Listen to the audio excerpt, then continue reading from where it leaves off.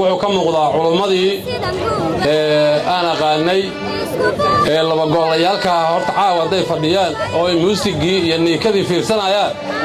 waa la gudbay horta caawa waxay rabaan horta waa inay helaan hadday culamadii labada go'siyo jirtay ay muusigana dhageysanayaan gabdhaha qaaqaawana isha ku hayaan waa alxamdulillaah ilaahay wax looga shukriyo weeye waxay rabaan caawa in la siiyay mudan yihiin waxay rabaan ha loo yeelo markuu yiri go'aankii laga qaatay iyo wadadii la marsiiyay haddaan Axmed Qoorqoor madaxweynaha ahayn lama marsiiyeen horta ninkaasu hadduu af dawladeed ku hadlay dawladdu dhaqan xumada ay rabtaa raalli bay ka tahay dhaqan xumada markay gabadhu qurux badnaato oo dhar qurux badan qaadato oo bilic ay yeelato qofka caqliga leh midka dabaalka midka xayad qof walba inta iska yimo waa imaanaya soo hawshiisa wata lagu dhiiri gelinayo dadka in gabdhaha qaaqaawan iyo mustigada iyo qurunka iyo qaa'inimada kaliya laga shaqeeyo hada dawladdu sideeda ha ku ekaysato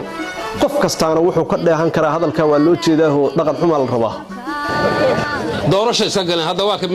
ninkii Shaakir ah marada wareejay doorasho wadadaasna horta iskama aadeen waa la geeyay horta haddii wasiirkii dhamaa oo maamulka kamid ah xubnihiisa xubin kamid ah waliba qaali ah kamid ah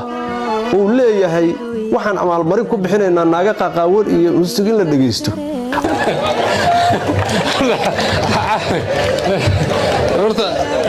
waxaan kala arkay ninka waxa lagu soo dhaweeyay dikri salaam Allahu akbar culumma waxay ku soo dhaweeyay dikri salaam oo intay safiican u safareen maarta shacaarka islaamka iyo dikri salaam iyo khayr iyo salaam wanaagsan iyo adkaar iyo quraan iyo khayr bay ku soo dhaweynayeen asageena markii la fariisto wuxuu falcelintiisa ay noqotay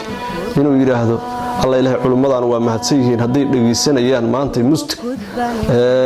naagi qaqawanaana ay isha ku hayaan waxay rabaan hal si subhanaka ya Allah